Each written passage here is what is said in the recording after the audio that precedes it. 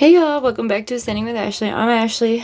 This is part 2 of What the Fuck Story Time. If you missed part 1, my neighbor has been tweaking and shooting his gun in his house and hitting our houses, me and my neighbors.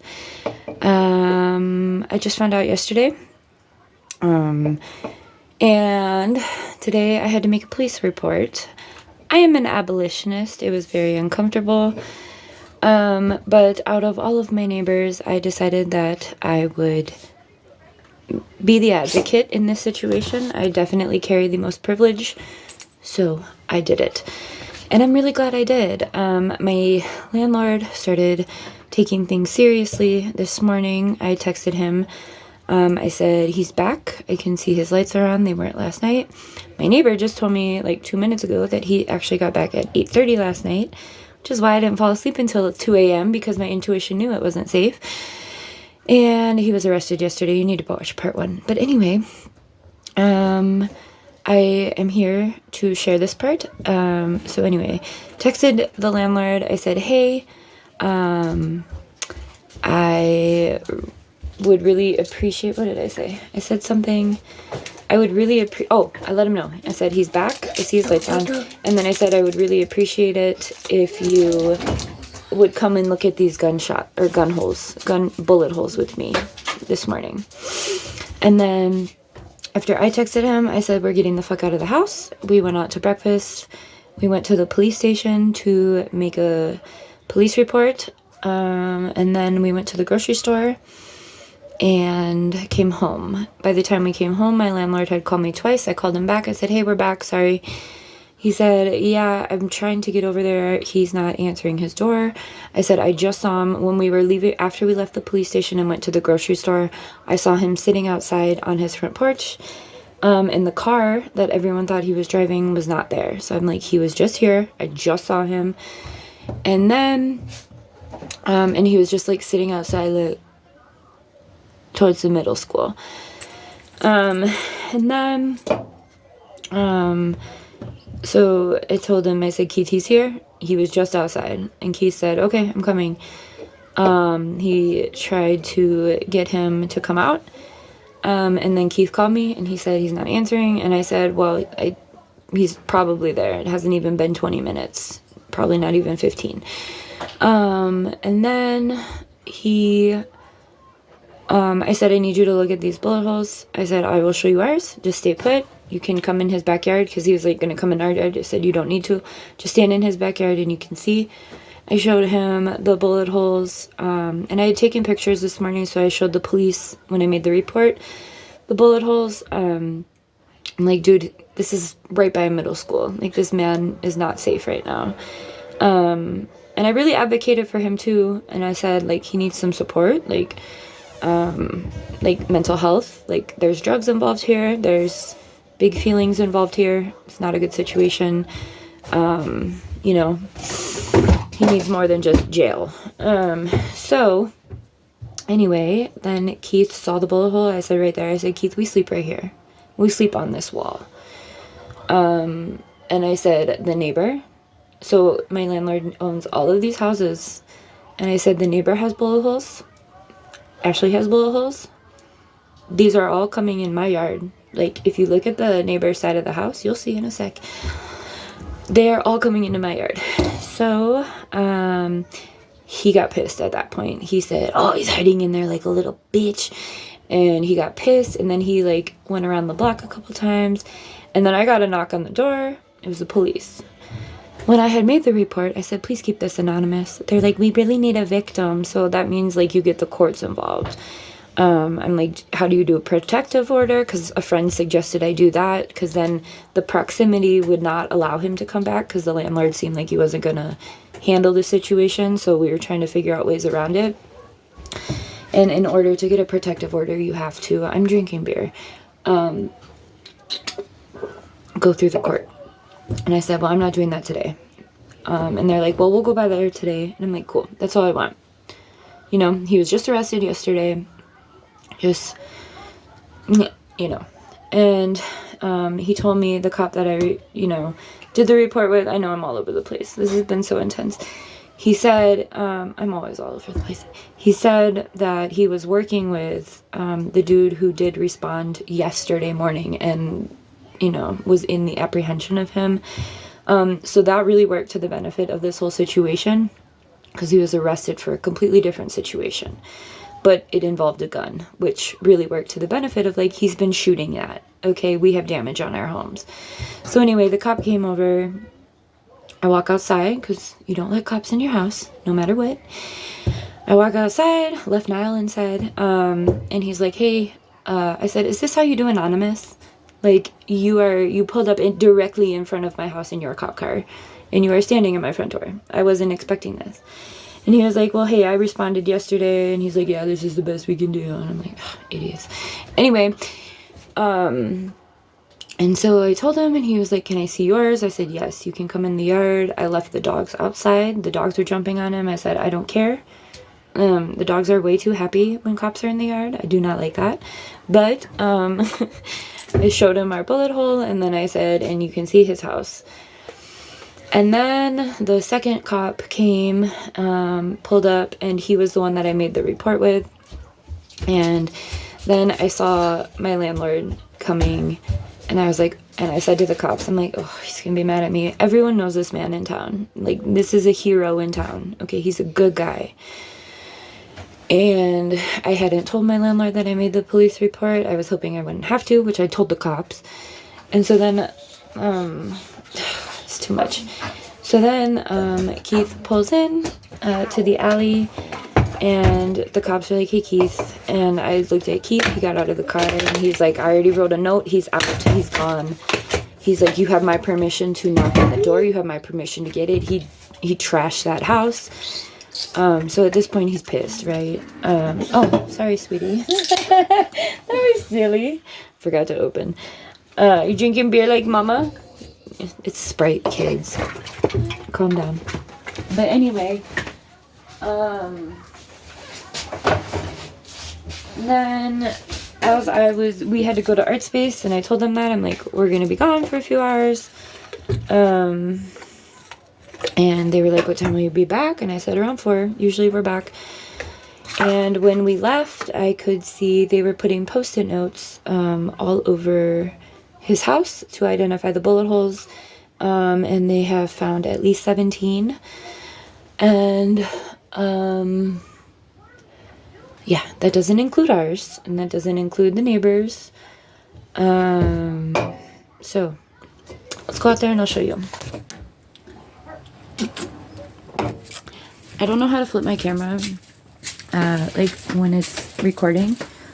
So they Post-it noted it, so I'm glad I waited because they're a lot easier to see. Hi, kids. All right.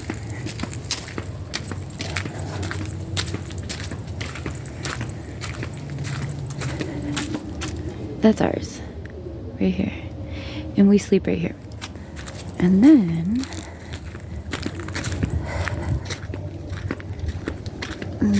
we don't know if he's been arrested or if he's home, so we're just gonna do one of these. Oh fuck, you can't see because of the sun. Gotta come over here. Oh, can you see the Post-its? I don't know.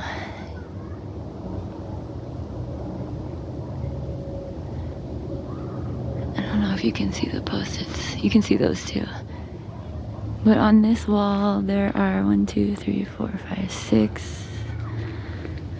There's 2 on the other wall. There's 2 in the front, at least. So again, this is wild. I'm still not really over the fact that this has happened. Right there. And there's like a little attic, so it like barely got even into the attic. Like barely. Like I think it's like a crawl space.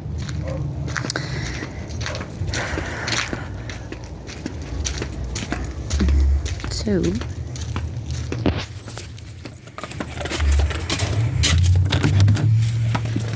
oh, I know that. That is it. So the cops knew that he had a car And they said that while the landlord was in the alley, they were like, the car's not there. And I was like, he was here without the car. My neighbor, so like I said, I've become a police advocate, so I just received some new information that I think I will call in.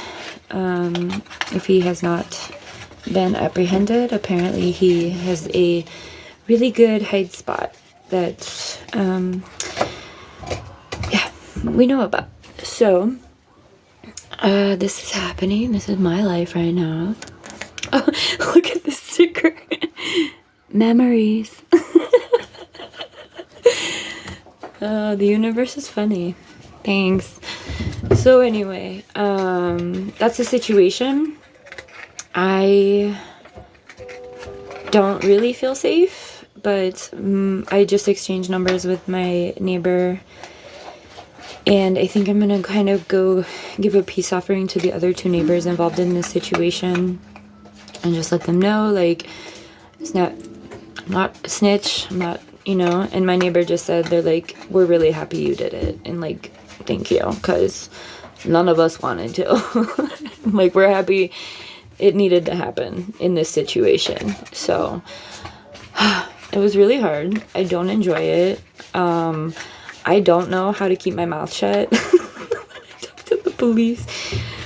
But, you know, it was really cool that Keith came while the police were here, because I kind of told them, like, I'm kind of concerned that he's not taking this very seriously. And then I just told my neighbor, I'm like, well, he doesn't live here.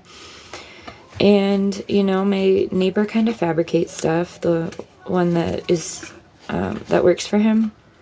So, you know, he thought it was a fabrication, which is why he was annoyed with me last night. And he said that this morning when we talked before he saw the bullet holes. He said, you need to know that he likes to stir the pot. And I'm like, that's fine. I know that about these men. I'm the only, you know, chick on this corner. I know these men, they all come over to my yard and talk shit about each other, Keith. I'm not dumb. And I told Keith, I said, man, I've got a master's degree in specifically, like, mental health, and, like, have done lots of work with folks around drug addiction and mental health. And I told the cops that too. I said, there's something else involved here. It's been a very quick spiral. And I'm tired. But we just had our little cupcake party at Art Space. It was really sweet. Everybody made really great cupcakes. And I'm tired. I hope I can sleep tonight. Yeah. People keep telling me to get a hotel for tonight, but I have the animals. I just don't want to. It doesn't... Oh, fuck, are the cops here? I talk to cops when I'm drinking.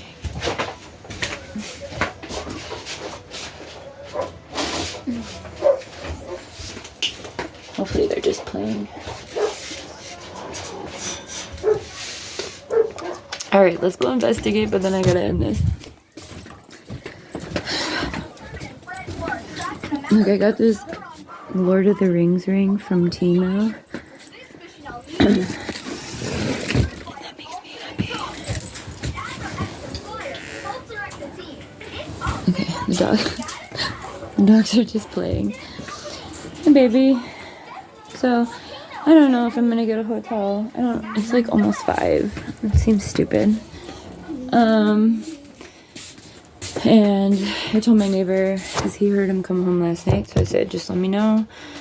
I feel like organizing with the neighbors is important for that community safety aspect. Just looking out for each other. If he does come back, this hideout is at least, it's a little bit away, but it involves other people in town, which is concerning. So I hope that I can get off this ride soon, because it's a little too much for me. I'm tired. I'm exhausted. I know I'm happy and relieved that he's not coming back. He can't live here. But retaliation-wise, you know, I have the police and my landlord have said our phones are on all night. You know, my neighbor 2, but I'm still a single mom. This man is still dangerous and on drugs, and I have 13 living beings in this house to care for, and there's a body, there's people everywhere, okay? Cats, dogs, tiny humans, me. So it's just scary to know that these bullets are happening. But yeah, it was totally relieved when the landlord got pissed. And hopefully everything gets resolved in a way that I hope he doesn't try to keep catching charges. I hope he gets to a place where he's like, okay, I kind of need help at this point, you know? But I feel like they're taking it seriously. You know, the post-it note thing was cute. But, yeah, for the well-being of all, you know? The middle school is right there. And the way he was just sitting there looking at it today, it was pretty intense. So, alright, y'all. I'll keep you updated, but have a good one.